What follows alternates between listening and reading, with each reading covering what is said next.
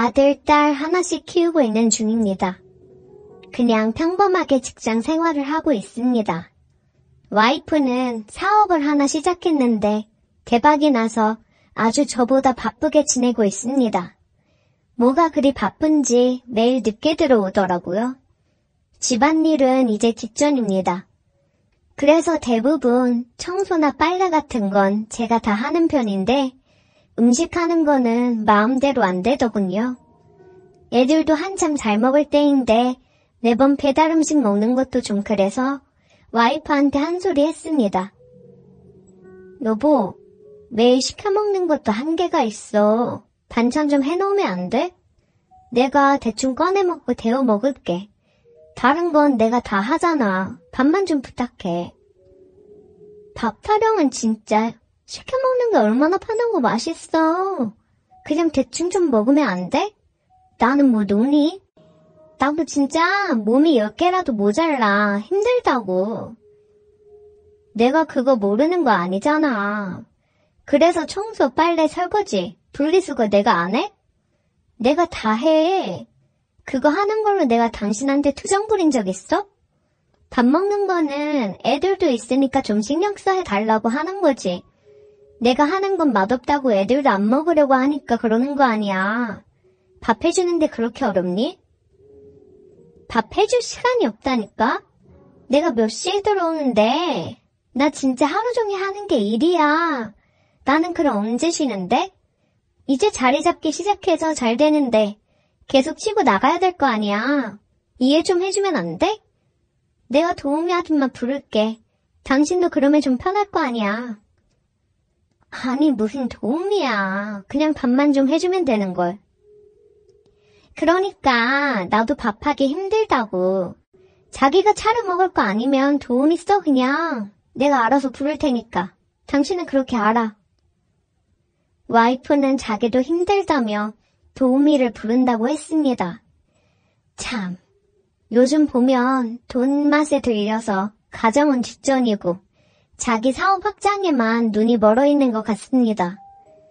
물론 와이프 돈 많이 벌면 좋죠. 저보다도 많이 벌어오니 당연히 집안일도 제가 더 분담하는 건 맞다고 생각합니다. 그런데 저도 일을 하기도 하고 식사 부분은 저보다 확실히 와이프가 실력이 좋으니 애들을 생각해서라도 조금 더 신경 써달라고 부탁을 한 건데 이렇게 짜증을 내며 도우미를 부르겠다고 할 줄은 몰랐습니다. 그래도 도우미 없는 것보다야 있는 게 낫지 싶어 아내가 불러준다기에 알겠다고 했습니다. 다음날 퇴근을 하고 집에 오니 아이들은 방에서 공부 중이고 아내가 부른다던 도우미 분이 계셨어요. 안녕하세요. 저 오늘부터 일하기로 한 김민효입니다. 사모님이 비밀번호랑 해야 될 일들 알려주셔서 했어요. 따로 더 신경 써서 해야 될 부분이나 일 있으면 얘기해주세요. 네, 안녕하세요. 뭐 집사람이 잘 얘기했겠죠. 잘 부탁드릴게요. 아이들한테는 어떤 음식 좋아하는지 물어봤어요. 사장님은 어떤 음식 좋아하세요? 좋아하는 음식들로 식단 짜서 식사 준비할게요. 저는 그냥 집밥이면 다 잘 먹습니다. 한식 좋아해요. 네, 그럼 한식 위주로 식사 준비할게요. 또 필요하신 거 있으시면 얘기하세요. 첫인상부터 굉장히 친절하고 밝은 모습이 눈에 들어오더라고요. 와이프 웃는 얼굴을 본 지가 언제인지 이 집안에 사람이 하나 새로 들어온 것 뿐인데 집안 분위기가 굉장히 달라졌습니다. 처음에는 솔직히 낯선 사람이 집에 있으면서 내가 해야 되는 청소며 빨래, 설거지 등을 해주니까 좀 불편하기는 했는데 점점 편해지더라고요. 보통 저녁 식사까지 차리고 정리까지 해준 뒤 8시쯤 퇴근을 했어요. 주말에 애들은 독서실을 가고 와이프는 또 사업차 나갔다 온다며 나가고 집에는 민영씨랑 둘이 있었습니다. 그래서 여유롭게 커피 한 잔 마시며 얘기를 나눴어요. 아, 민영씨, 일하면서 쉴 때는 터제방 쓰셔도 돼요. 편하게 쉬세요. 신경 써주셔서 감사합니다. 알아서 척척 잘해주시니 제가 감사하죠. 민영씨 덕분에 요즘 제가 아주 편하게 지내고 있어요. 사모님이 워낙 바쁘셔서 사장님께서 집안일을 대부분 다 하셨다면서요? 쉽지 않은 일인데 정말 대단하세요. 대단하긴요. 다 사람 하는 일인걸요. 애들이 있으니 제가 더 잘하려고 해야죠. 아마 저도 애들 없이 혼자였으면 잘 안 했을 거예요. 멋진 남편의 멋진 아빠네요. 너무 부러운걸요? 아니에요. 민영씨 8시에 끝나고 가면 가족들 식사는 어떻게 해요? 저 혼자 살아요. 남편이 교통사고로 먼저 가서 혼자 된 지 좀 됐어요. 신혼 즐긴다고 3년간 아이 계획이 없었거든요. 근데 그 사이에 먼저 가버렸네요. 미안해요. 몰랐네요. 미안하긴요. 모르셔서 그런 건데. 괜찮아요. 벌써 5년도 더 된 일인데요, 뭐. 그녀와 얘기를 많이 나눠보니 정말 대화가 잘 통했고 아픔을 갖고 있는 그녀가 안쓰러웠습니다. 그런 거 있잖아요. 그냥 내가 보호해줘야겠다 싶은 여자. 민영씨가 제게 그렇게 느껴졌어요. 사업을 시작하고 드세지고 저를 무시하기만 하는 와이프랑은 다른 모습에 제가 빠져들었는지도 모르겠습니다. 와이프는 집에 잘 있지도 않으니 민영씨랑 결혼 생활을 하는 기분이 들었어요. 그래서 조금이나마 더 보고 싶어서 일찍 퇴근하려고 노력했고 집에 와서 민영씨랑 대화하며 저녁 준비를 하고 그랬습니다. 아이들도 민영씨 음식 솜씨에 아주 반했어요. 와, 아줌마 진짜 맛있어요. 최고. 저 요즘 학원 가기 전에 편의점에서 많이 사 먹었는데 일부러 아줌마가 해주는 밥 먹고 학원 가려고 집에 들렸다 가잖아요. 진짜 최고예요. 학원을 갔다가 보통 10시에 집에 들어오는데 그 전에 친구들이랑 학원 가기 전에 식당이나 편의점에서 사 먹고 그랬는데 요즘은 집에 와서 밥을 먹고 가더라고요. 덕분에 용돈도 아끼고 화장품 하나 더 살 수 있다고 좋아했습니다. 이게 제대로 된 가정이라 느꼈어요. 정말 일이 바쁜 건지 아니면 다른 남자가 생겨서 밖으로 놔두는 건지 와이프에 대해 저도 마음이 점점 멀어져 갔습니다. 그리고 제가 끝내 붙잡고 있던 이상의 끈이 끊어진 일이 있었어요. 보통 저는 청소할 때 물걸레 청소기를 사용합니다. 민영씨가 바닥 청소를 하는 건 처음 봤어요. 보통 퇴근 전에 끝내놓으니까요. 민영씨가 주 6일 근무로 일요일만 쉬는데 저도 토요일에 골프 치러 나가거나 모임을 갔다 오거나 했어요. 그래서 바닥 청소하는 건 못 봤습니다. 근데 물걸레 청소기를 안 쓰고 손걸레로 바닥을 닦더라고요. 민영씨, 설마 계속 손걸레로 바닥 닦은 거예요? 네? 손걸레로 닦는 게 제대로 닦이는 느낌이라 손걸레를 찾게 되더라고요. 그래도 무릎이면 많이 아프고 힘들 텐데 물걸레 청소기 있는데 그거 쓰시지. 괜찮아요. 이게 편해서 그런 건데요, 뭐. 민영씨는 다시 바닥을 닦기 시작했어요. 무릎을 꿇고 고양이 자세로 바닥을 닦는데 뒤태를 보니 남자라는 동물이라면 참을 수가 없는 상황이었습니다. 저는 헛기침을 하며 다시 TV를 보다가 힐끔힐끔 쳐다봤어요. 그리고 걸레를 들고 세탁실로 갔는데 비명소리 같은 게 들리더라고요. 보니까 걸레를 빨려고 하는데 호스가 빠지면서 물이 확 나와서 옷이 다 젖었더라고요. 미영씨, 괜찮아요? 네, 괜찮아요. 옷 다 젖은 거 아니에요? 얼른 갈아입으셔야 될 것 같은데. 옷이. 집사람 옷 안 입는 거 있거든요. 꺼내드릴게요. 네, 괜히 죄송해요. 죄송하긴요. 제가 옷 가지고 나올 테니까 수건으로 좀 닦고 있으세요. 저는 와이프가 안 입는 옷을 찾아 꺼내 터제에 있는 민영씨에게 가져다 주었습니다. 방문을 열어보니 살짝 젖은 머리카락을 닦고 있는 민영 씨를 보는데 가슴이 뛰었어요. 민영 씨, 여기 옷이요. 감사해요. 예, 그럼 저는 나가 있을게요. 사장님, 이 옷 잘 어울리는지 봐주실래요? 네? 민영 씨는 젖은 옷을 갈아입으려고 했습니다. 그 순간 제 이성의 끈은 완벽하게 끊어졌어요. 그녀에게 다가가 키스를 했습니다. 이러면 안 되는데 사장님 너무 좋아해요. 저도 민영 씨가 너무 좋습니다. 우리는 서재에서 뜨겁게 사랑을 나눴습니다. 여태 지내오면서 서로에 대한 마음이 알게 모르게 커져갔어요. 정말 신혼생활을 하는 것처럼 둘만의 찌릿찌릿한 무언가가 있었습니다.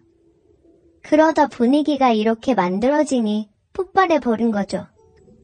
심장이 빠르게 쿵쾅거리며 뛰는데 너무 행복한 떨림이라 좋았습니다. 저는 종종 평일에 연차를 쓰면서 집에서 민영 씨와 즐거운 시간을 보냈어요. 앞치마를 두른 민영 씨를 뒤에서 안으며 달콤한 생활을 했습니다. 와이프한테 고마운 마음이 들었어요. 이런 천사 같은 여자를 만나게 해줘서요. 와이프랑은 모든 걸 정리하고 민영 씨와 새로 시작하고 싶은 마음이 굴뚝 같지만 한참 사춘기에 중요한 시기에 있는 아이들을 생각하니 또 이건 아닌 것 같고 그냥 이렇게 몰래 우리 두 사람의 사랑을 키워나가야 하겠죠? 집에서는 특히나 조심해야겠습니다. 안녕하세요. 제가 이렇게 글을 쓰게 될 줄은 몰랐네요. 제 이야기를 아는 지인들이 제 인생 스토리는 모두가 알아야 할 정도로 다이나믹하고 대박이라고 해서 이렇게 용기를 내서 사연을 제보하게 되었습니다. 큰 용기 낸 만큼 꼭 사연이 당첨되었으면 좋겠네요. 거두절미하고 내용으로 바로 들어가 보자면 저는 고졸 출신 은행원입니다. 사실 은행원이라는 말만 하면 사람들이 다들 저를 엘리트로 보고 우러러보는 시선이 있어요. 그런데 꼭 그 앞에 고졸이라는 말이 붙으면 말이 달라지더라고요. 괜히 저한테 위로를 하시는 분들도 있고 힘내라고 해주시는 분들도 있어요. 묘하게 기분이 안 좋았지만 그래도 저는 제 인생 열심히 살아서 한 점 부끄러움 없었습니다. 고등학교를 전산고등학교를 나왔어요. 은행원들이 많이 배출되는 학교였고 집안에 금전적으로 여유가 없었던 저는 대학보다는 바로 취업할 수 있는 고등학교에 진학하게 되었지요.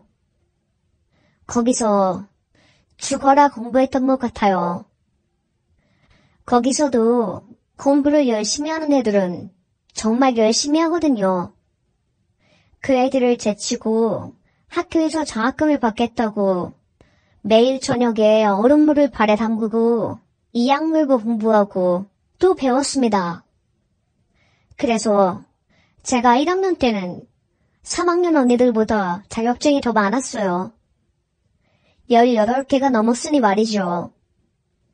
담임 선생님도 네가 공부를 했었으면 참 잘했을 텐데 진로를 공부로 잡았으면 말도 안 되게 어마어마하게 성공했을 거야. 라며 제가 그 고등학교를 선택한 것에 대해서 아쉬움을 표했습니다. 하지만 저는 아쉬운 게 없었어요. 충분히 제 선택이 올바른 선택이라고 생각을 했었거든요. 어차피 대학 붙어봤자 등록금도 없어서 다니지 못할 게 뻔했으니까요. 여튼간에 졸업을 한 저는 수석으로 은행에 스카웃되었습니다. 대학 졸업자보다 일을 더 열심히 하고 잘하니까 졸업을 하고 은행에 들어온 직원들이 저를 슬슬 왕따시키기 시작했어요. 쟤는 과장님한테 잘 보이려고 짧은 치마 입고 오는 거지? 아, 재수없어. 그러게, 고졸이면 가만히 있을 것이지. 은근히 신경을 거슬린다니까 정말로. 부글부글 속이 끓었습니다. 그래도 제가 할 수 있는 것은 그저 묵묵하게 저의 할 일을 다하는 거였죠. 남들의 시선과 목소리에 신경 쓰지 않고 제 자신에만 집중을 하다 보니까 어느 순간 저를 뒷담간 사람들과는 비교도 할 수 없게 제가 성장해 있었어요. 2년 만에 VIP 담당 직원이 되었고 본사에서 저를 채용해놨으니까요. 그 큰 건물에서 고졸 출신으로 당당하게 입사해서 일하게 된 거였습니다. 고등학교 선생님이 연락이 와서 미자야, 네가 학교 와서 후배들한테 강연 좀 해주렴. 네 존재 자체만으로 큰 자극이 될 거야. 라며 강연 요청을 해주신 적도 있었고요. 그래서 저는 고졸이라는 선입견에 힘들었던 적도 있었지만 그게 콤플렉스가 된 적은 없었습니다. 직장에서 늘 인정받고 사랑받고 사람들이 저에게 궁금한 거 물어보는 그런 존재였으니까요. 하지만 결혼 한 번으로 저의 그런 생각은 산산조각이 나버리게 되었어요. 아무래도 본사에서 근무하다 보니까 높은 분들을 만날 때가 매우 많아요. 예를 들면 변호사부터 시작해서 의사, 판사, 세무사 등등요. 그러다가 출장 가서 알게 된 모 공영방송 기자님과 친하게 지내게 되었습니다. 기자님은 적극적으로 저에게 연락을 하셨어요. 처음에는 고졸 취업 관련해서 실태가 궁금하다면서 인터뷰를 요청했죠. 기자님, 저 오늘 말 잘했나요? 너무 긴장해서 말이 제대로 나온지 모르겠어요. 아유, 엄청 말 잘했어요. 소소한 스몰 토크를 주고받으면서 저도 모르게 사랑이 싹 텄습니다.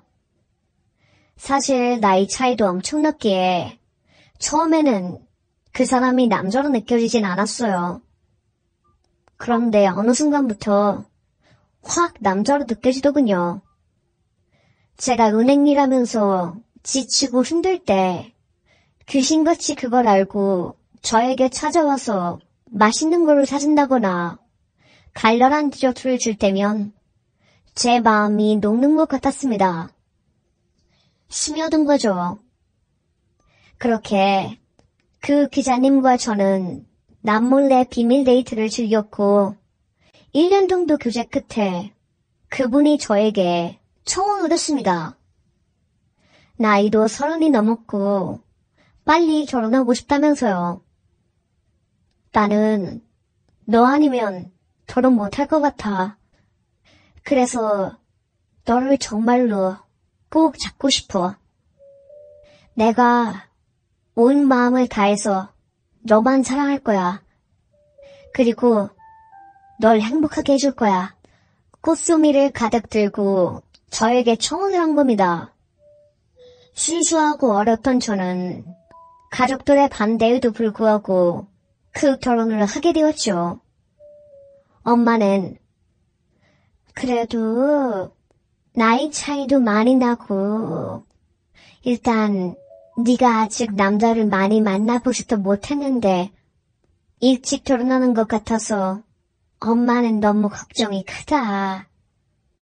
사랑에 빠지면 주변 사람들 목소리가 안 들린다고 하잖아요. 저도 마찬가지였지요. 엄마, 내 스펙이 이런 남자 못 만나. 나도 정말 마지막 기회라고 생각해서 이 사람 놓치고 싶지 않아. 울면서 엄마에게 결혼하고 싶다고 말했고 결국 결혼하게 되었습니다. 사실 진정 설득시키는 것은 일도 아니었어요. 시댁에서 반대가 어찌나 심하던지. 그래도 시부모님들은 니네들이 좋으면 됐다 이러시면서 마지막에는 저를 받아주셨는데 신우는 아니었습니다. 그야말로 엘리트 중에 엘리트인 신우는 입을 꾹 다물고 저를 노려보거나 혹은 대놓고 까대기를 시작하더라고요. 은행원? 말이 좋아 은행원이지. 고졸 애들은 은행원 하다가 단물 쭉 빨리고 퇴사당하잖아. 그걸 제 앞에서 대놓고 말했습니다. 뭐 고졸이라고 초반에 무시당한 적이 한두 번 아니니까 앞으로 저만 잘하면 그런 편견도 없어질 거라고 생각했어요. 결국 결혼하긴 했지만 정말로 산 넘어 산이더라고요. 세상에는 왜 이렇게 힘든 일들이 많은 건지 너무 힘들었습니다. 신우는 저를 사람 취급도 안 했습니다. 제가 무슨 말을 하려고 할 때마다 아니, 고졸이 뭘 알아?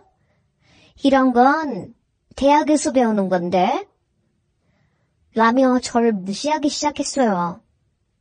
아무래도 엘리트 한 명이 저를 무시하기 시작하니까 집안 사람들이 전부 저를 만만하게 보기 시작하더군요. 심지어 애들까지도요. 신우의 딸인 수진이는 저를 보고 고졸이래요, 고졸이래요 물렸습니다. 어처구니가 없어서 그런 말은 어른한테 하는 거 아니야. 다른 사람이 들으면 상처가 될 수 있는 거야. 살짝 혼냈더니 그날 밤 신우가 그걸 알고 얼마나 노발대발 하던지요. 너 죽고 나 죽자 이 소리까지 하면서 바락바락 저에게 따지는 게 아니겠습니까? 네가 뭔데 우리 딸한테 훈수질이냐? 네가 우리 딸보다 잘난 게 뭐가 있냐? 어쩌고 저쩌고. 결국 남편이 누나 지금 약주 너무 많이 마셨어. 취했어. 제발 그만해 좀. 이러다가 집안 파탄 난다. 신우를 질질 끌고 밖으로 데리고 나가고 나서야 사건은 일단락되었습니다. 이런 적이 한두 번이 아니었어요. 괴롭히는 것도 정도가 넘었죠. 제가 음식을 손대면 그 음식은 괜히 먹기가 싫다면서 식탁 밖으로 뺀 적도 있었어요. 엄청 서럽더라고요.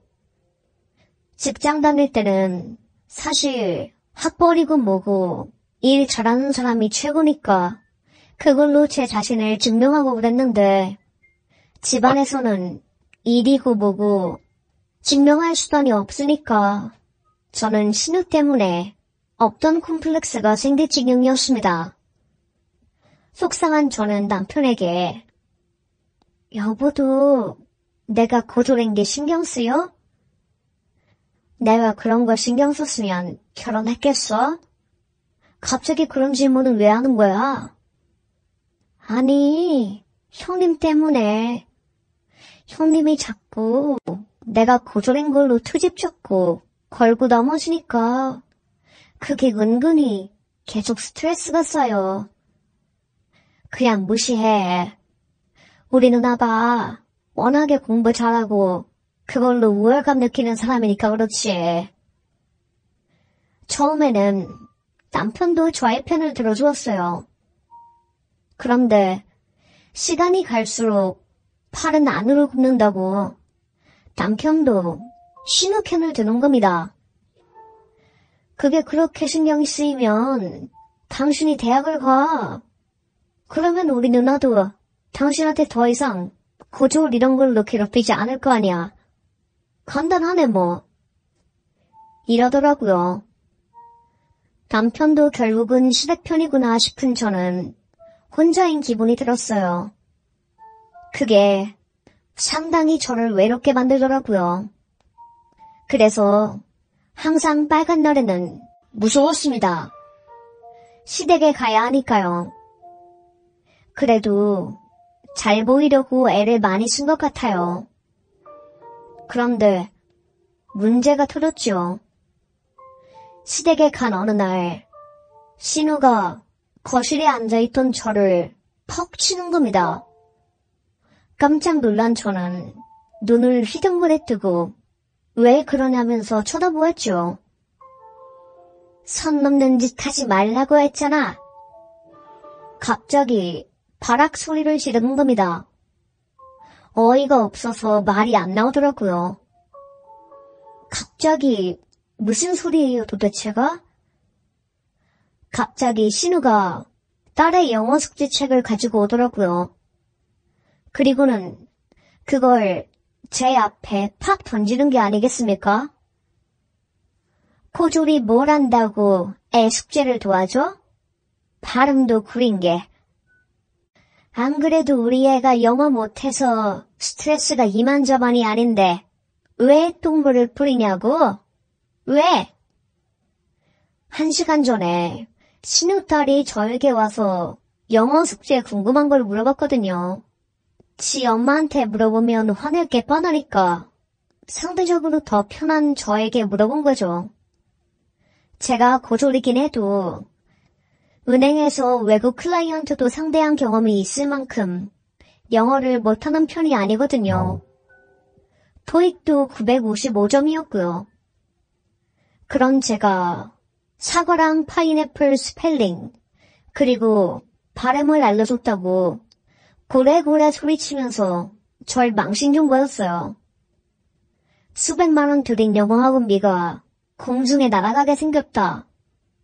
애들은 어릴 때 원어민 발음을 들으면서 연습하는 게 얼마나 중요한데 중간에 껴들어서 난리냐 등등 평생 들을 욕은 다 들었네요. 보다 못한 시어머니께서 신우를 말리고 저는 울컥해서 더 이상 거기 못 있을 것 같아 뛰쳐나왔습니다. 집에 먼저 갔어요. 밖에서 담배를 피우고 있던 남편은 이 상황을 까맣게 모르고 있더라고요. 뒤늦게 집에 와서 왜 먼저 말도 없이 집에 갔어? 되려 저에게 짜증을 내는 겁니다. 나 당신 누나 때문에 더 이상 못 살겠어. 이제는 시댁에 안 갈 거야. 선전포고를 하니 아주 소리 지르고 네가 뭔데 콧대를 높이냐 등등 별의별 소리를 다 하는 겁니다. 그때 크게 부부싸움을 하고 거의 한 달 정도 이야기를 안 했던 것 같아요. 그 무렵에 제가 남편의 외도 사실을 알게 된 거였죠. 기자 일하면 술을 엄청 많이 마시거든요. 신혼 때부터 저 몰래 여자 나오는 술집에 질비하게 갔더라고요. 카드 내역서를 우연히 보니까 술집 이름이 적혀 있었고 검색해보니 강남 눈바였습니다. 아가씨들 필수 나오는 곳들이요. 그리고 끝이 아니었어요. 보도국 막내 기자랑 불륜질하다가 막내 기자 남자친구가 그걸 알고 화가 나서 회사를 뒤집었던 일이 있었더라고요. 남편이 그래도 연체가 되니까 윗선에서 사건을 덮었는데 그 보도국 막내 기자 남친이 제 번호를 알아가지고 연락을 한 거였어요. 당신 남편이 내 여자친구랑 바람난 거 모르시죠? 여친이랑은 저 헤어졌으니까 그 여자한테 상간녀 소송 걸든지 말든지 알아서 하시고 알고는 있으라고 연락한 겁니다. 라며 사진부터 시작해서 온갖 자료들을 다 보내주더라고요. 바로 난리쳤지요.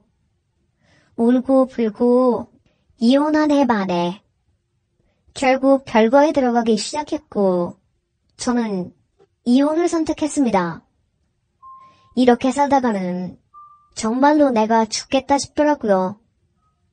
친구들이 그나마 저에게 너는 그래도 다행이야. 아직 아이 생기기 전에 이혼한 거잖아. 그게 얼마나 다행인데. 내 친구들은 아이까지 3명 있는데 이혼해서 정말 난리도 아니었다. 그게 그나마 위로가 되더라고요. 하지만 시누이 때문에 그리고 바람 피운 남편 때문에 망가져버린 제 마음은 쉽사리 아물지 않았습니다. 회사에서도 위축되고 우울증이 심해지니까 일도 제대로 못하고 안 그래도 고졸이라서 일 못하면 역시 고졸 애들은 어리버리해 하면서 욕먹는데 스트레스가 너무 심해지더라고요. 결국 위장장애까지 오게 되었고 그놈의 콤플렉스 때문에 살이 10kg나 빠지게 되었습니다. 그 무렵 찬물을 끼얹은 것은 바로 은행에서 우연히 마주친 전 신우였습니다. 안 그래도 힘든 사람인데 제가 힘들어하는 것을 뻔히 알면서 저를 보자마자 이 은행은 고졸을 본사에서 굴리네? 엄청 큰 소리로 이야기하는 겁니다. 변호사로서 미팅차 참석한 것이었기 때문에 은행 직원들, 심지어 팀장님도 전 신우에게 아무 말도 못했어요. 팀장님도 고졸 출신으로 그 자리까지 올라가신 분이었거든요. 변호사라고 직원들이 아무 말도 못하는 그 상황이 너무 분하기도 하고 답답했습니다. 그날 밤 저는 집에 가서 잠을 못 이루었어요. 내가 고졸인 게 잘못은 아니잖아. 그런데 이렇게 차별받는 현실이 너무 고통스러워. 열등감은 사람을 집어삼키더라고요. 제가 주체할 수 없을 정도로 제 마음속에서 피어난 열등감이 저를 잠식시켰고 결국 밖에 나가기 싫게 만들었습니다. 외향적이고 사람을 좋아하고 항상 열정이 가득해서 뭘 하든 열심히 하려고 했던 저는 무기력증에 걸려서 발 한 발자국 뗄 수 없는 인생이 되었습니다. 명문대 전문직 직업을 가지고 있는 사람들을 그저 부러워할 뿐이었죠. 그러다가 한 선배가 저에게 그러더라고요. 평생 부러워만 하는 인생은 너무 비참하지 않아? 부러운 감정은 열등감이고 열등감은 날 비참하게 만들거든. 머리를 한 대 띵 하고 얻어맞은 것 같았어요. 그때 무작정 은행을 퇴사했습니다. 팀장님은 저에게 여기서 일하는 것은 전쟁이지만 밖은 지옥이야. 특히나 우리 같은 고졸 출신들한테는 더더욱. 팀장님, 저요 대학 갈 거예요. 그리고 사법고시 볼 겁니다. 제가 사법고시 본다는 말에 사람들이 다들 비웃더군요. 심지어 은행에서 친하게 지냈던 친구들도 저의 도전에 코웃음을 쳤어요. 니가? 이런 표정이었죠.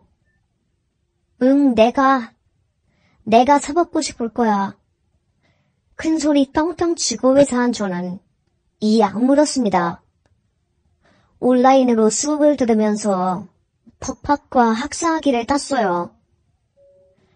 남들은 3년 만에 끝내는 거, 저는 1년 만에 끝냈습니다. 1년 동안 온라인 대학교를 다니면서 법학 기본 지식을 읽었어요. 각종 사시 합격자들의 수기를 읽으면서 공통 공부 방법을 찾아내서 저에게 적용했고요. 딱 4년 공부하니까 1차 붙더라고요. 그런데 그 사이에 고생한 건 말로 표현 못합니다. 얼굴에 여드름이 빼곡하게 올라오고 손에는 물질이 잡혀서 동대가 없으면 연필을 줄 수가 없었어요. 저를 본 친척이 너 올해 2차 합격 못하면 바로 시험 공부 그만둬라. 이러다가 쓰러지겠다. 얼굴이 크게 뭐니? 저를 엄청 걱정했습니다. 그도 그럴 것이 계곡처럼 하였던 제 피부가 빨간 여드름 투성이 얼굴로 변해버렸으니까요. 저도 속상했어요. 하지만 포기하고 싶을 때마다 나를 두고 바람 피운 전 남편과 무시한 신우를 생각하며 이를 바득바득 갈았습니다. 2년 동안 2차 시험에서 계속 낙방했어요. 1차를 통과하는 것도 어렵지만 2차에 합격하는 것은 더 힘든 일이었더라고요. 이제 그만둘까? 그냥 다시 은행원으로 살까? 마음이 약해질 무렵 눈 한 번 딱 감고 다시 한번 사법고시를 치르게 되었습니다. 그렇게 저는 7년 만에 합격하게 되었어요. 꼿꼿하던 등은 할머니처럼 굽어 있었고 피부는 곰보 피부처럼 꺼끌꺼끌해져 있었지만 합격이 저에게 가져다주는 그 선물은 꽤나 컸습니다. 하지만 연수원에 가서도 끝나누기는 지속되었어요. 너는 무슨 학교 나왔니? 이런 걸 계속 물으니까 서울대 법대 애들 사이에서 위축이 되더라고요.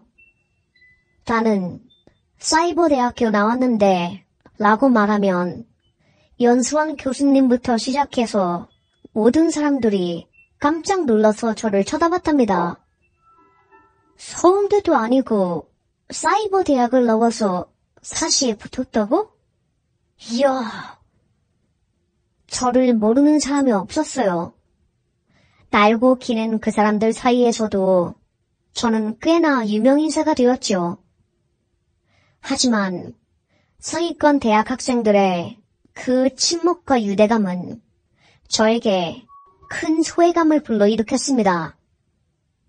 사실 합격했지만 정식 대학을 나오지 않았다는 그 콤플렉스는 쉽사리 사라지지 않았어요. 연수원을 마친 저는 로펌에 바로 들어가는 대신에 편입 준비를 했습니다. 학사 학위를 가지고 있었던 저는 중앙대학교 편입시험에 지원을 했어요. 지금은 어떨지 잘 모르겠는데 그 당시 중앙대는 사시 합격자를 우선 선발하는 제도가 있었거든요.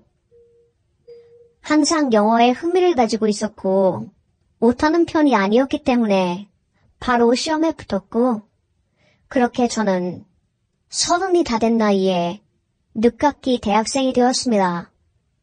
신입생들이 저의 나이를 듣고 수근수근거리다가도 곧 제가 사시 합격자라고 하면 입을 싹 다물더라고요. 그만큼 대단한 게 맞으니까요. 그렇게 저는 열등감에서 나오게 되었고 오히려 신우한테 고맙더라고요. 그 사람의 미움 때문에 제가 독해졌고 그래서 더 성공할 수 있었으니까요. 하지만 변호사로 살아가는 것은 쉬운 일이 아니었어요. 게다가 여자 변호사는 살아남기 더더욱 힘든 구조였답니다.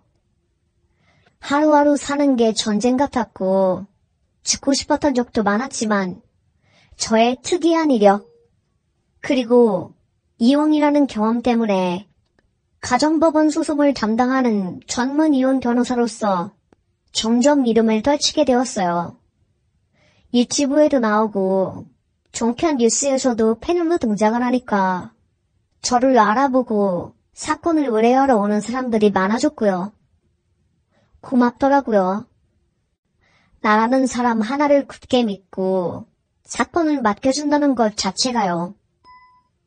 그래서 저는 승률도 점점 높아졌고 결국 돈도 많이 벌고 다른 로펌의 파트너 변호사로 스카우트 되었어요.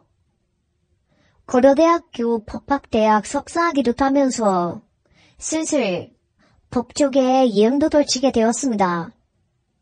고졸 출신으로 사시 합격해서 중앙대 편입까지 사람들이 저를 좋게 봐주시더라고요.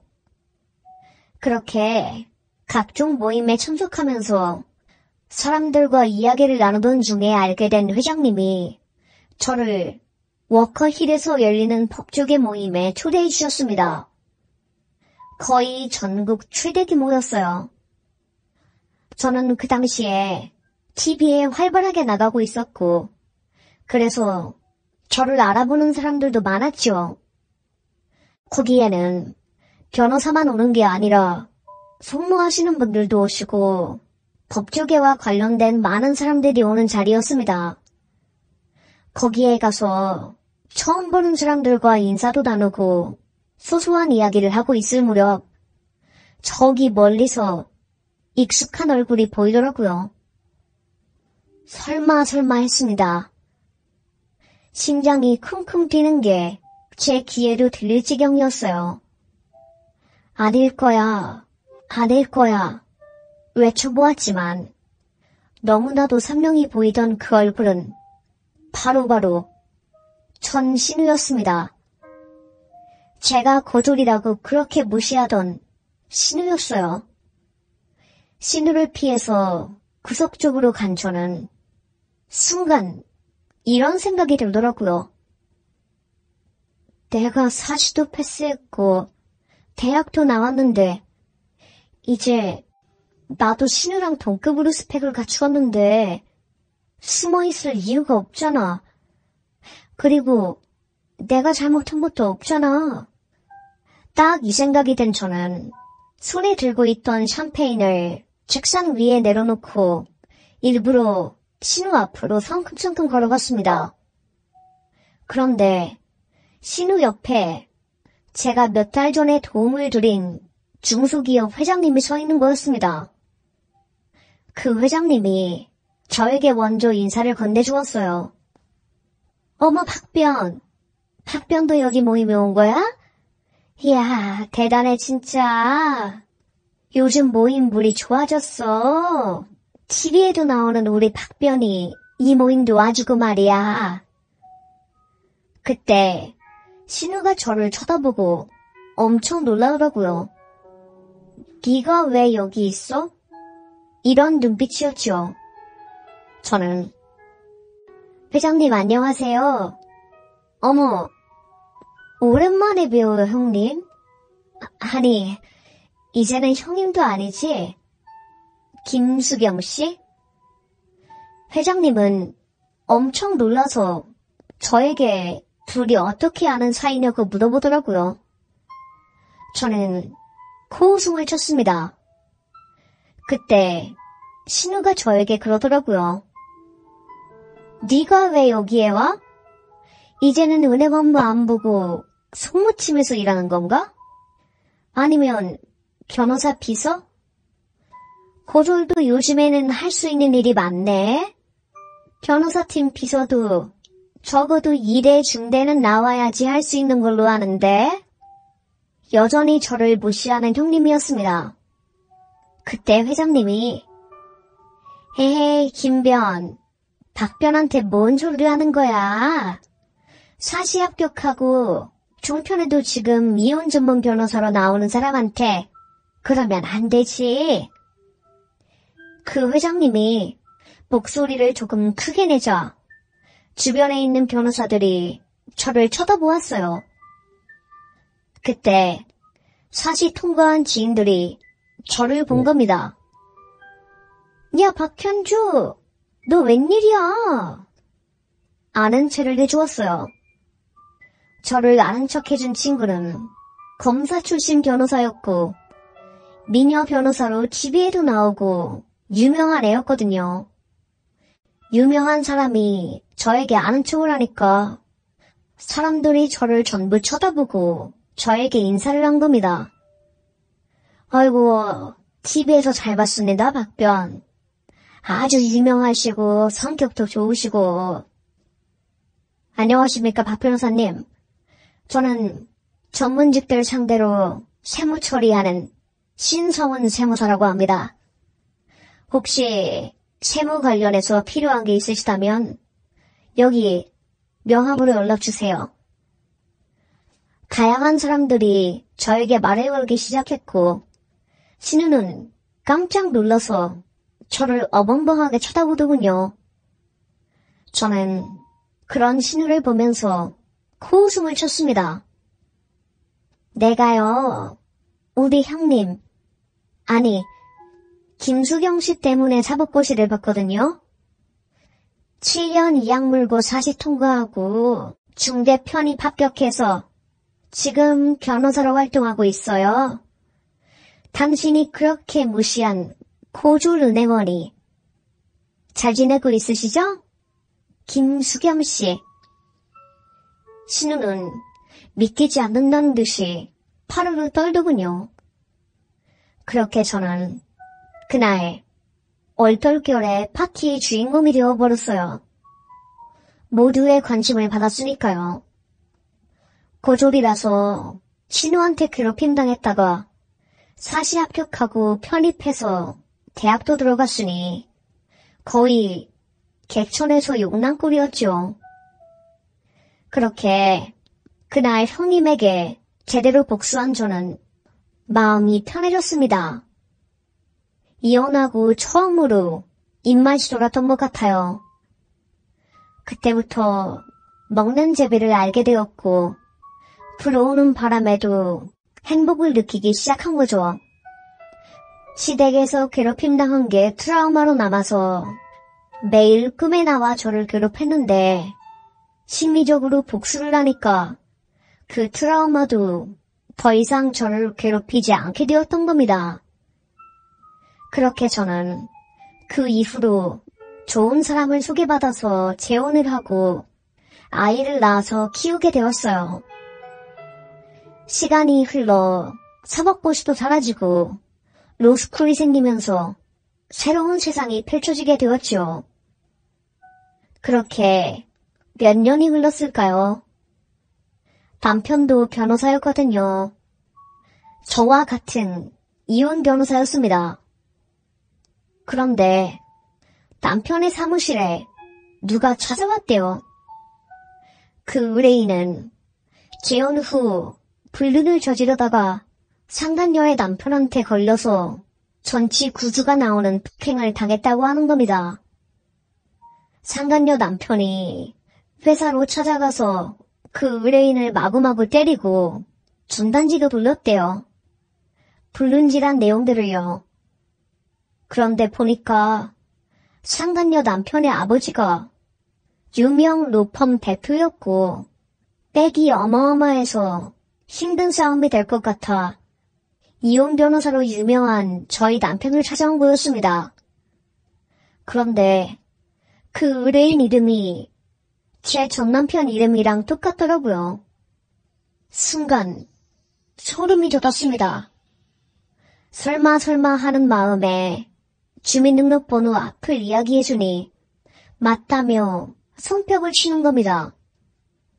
의뢰인 사진 있냐고 물었고 남편이 카카오톡 프로필 사진을 보여준 순간 저 뒷목 잡고 쓰러질 뻔했네요. 제 전남편이었어요. 개버릇 남 못 준다고 바람 피우는 버릇을 여전히 가지고 있었던 전남편은 재혼하고 나서도 몰래 바람을 피우다가 딱 걸렸더라고요. 사람 잘못 건든 거였죠. 상간녀 남편이 운동도 엄청 열심히 하고 집안도 좋아서 무서운 사람인데 그걸 모르고 어린 여자 살살 건드리다가 큰일 난 거랍니다. 남편이 저에게 그러더라고요. 여보, 손에 피 한 방울 안 묻히고 제대로 복수했네. 아유, 내가 당신 전남편을 변호할 순 없지. 내가 로펌 직원한테 말해서 그 의뢰인 안 맞겠다고 말할게. 고마워, 여보. 와, 진짜 이렇게 전남편 이야기를 들을 줄은 몰랐다. 어안이 벙벙했습니다. 내 인생 살기 바빠서 전남편에 대한 생각은 나지도 않았는데 정신을 차려보니까 저를 괴롭힌 사람들은 인생이 다 꼬꾸라져 있었어요. 전 신우도 보니까 이혼을 했다고 하더라고요. 그리고 더 웃긴 건 신우가 상간녀한테 머리채를 잡혔대요. 잃을 거 없는 술집 여자 출신인 상간녀가 신우한테 상간녀 소송을 당해서 위자료 1,400만 원을 물어줘야 할 상황에 처하니까 너무 화가 나서 신우 변호사 사무실로 찾아가서 머리 뜯고 블라우스 쪽가위로 벅벅 찢어버리고 긴 치마 스커트도 확 잘라버려서 팬티바람으로 서초동에서 실컷 상간녀한테 두들겨 맞았다고 합니다. 남편이 저에게 김수경이 자기 신우였어? 세상에. 서초동에서 엄청 유명했잖아. 변호사인데 상간녀한테 두들겨 맞았다고. 와, 정말 자기 엄청 힘들었겠다. 그 집안에서 대체 무슨 수모를 당한 거야? 저의 마음을 공감해 주었습니다. 저도 그러게 말이다. 정말 어마어마한 집안에서 내가 고생을 했나 봐. 그래도 그 사람들이 내가 겪은 고통만큼 지금 힘들어하는 것을 보니까 참 마음이 묘하네. 죽으라는 법은 없나 봐. 그 사람들 덕분에 내가 정말 이 약물고 공부해서 성공했으니까. 그렇지? 자기가 최고다. 고졸에서 사시 합격한 건 정말로 레전드야, 레전드. 최고야. 그날 밤 저는 편하게 잠에 들었네요. 저를 괴롭혔던 전 남편과 신우 모두가 이혼을 당하고 힘들게 살고 있다는 이야기를 들어서요. 남의 고통에서 즐거움을 느끼는 저도 못되고 이상하긴 하지만 인간이라서 어쩔 수 없나 봅니다. 그리고 며칠 뒤 남편과 결혼기념일이 라서 성수동 맛집에 갔어요. 옆방에 한 회사에서 크게 회식을 하는 것 같더라고요. 그런데 방에서 나온 한 남자가 화장실을 가다가 저와 눈이 마주친 겁니다. 뭐야? 저에게 말을 건 겁니다. 자세히 보니까 세상에 10여 년 전에 제가 다녔던 은행의 팀장님이었던 거예요. 그 팀장님도 고졸 출신이었고 엄청 무시 많이 당했지만 늘 묵묵하게 자기 할 일 하고 본인한테 집중했던 현명한 분이셨거든요. 그래서 제가 많이 의지하고 마음을 기대었는데 그분을 만나게 된 거였습니다. 어떻게 된 거야? 그때 사시 준비한다고 퇴사했잖아. 사시 없어진다는 기사 보고 제일 먼저 생각나더라고. 지금은 뭐하고 있어? 잘 살고 있어? 저와 남편은 얼굴을 번갈아 보며 씩 웃었습니다. 승리자의 미소라고나 할까요? 저는 저 사시 붙었어요. 대학도 다시 갔어요. 어머, 이게 웬일이야? 팀장님은 제 이야기를 듣더니 다시 방으로 들어가서 은행원들한테 저에 대해서 이야기했나 봐요. 거기 회식 모임에 저를 아는 사람들이 있었고 그 중에서는 제가 사법고시 도전한다는 이야기를 듣고 저를 끌끌 찬 사람도 있었고 뒷담 깐 사람도 있었거든요. 그 사람들이 다 놀라서 배 아파하는 표정을 보니까 묘한 희열감이 올라오더라고요. 얼핏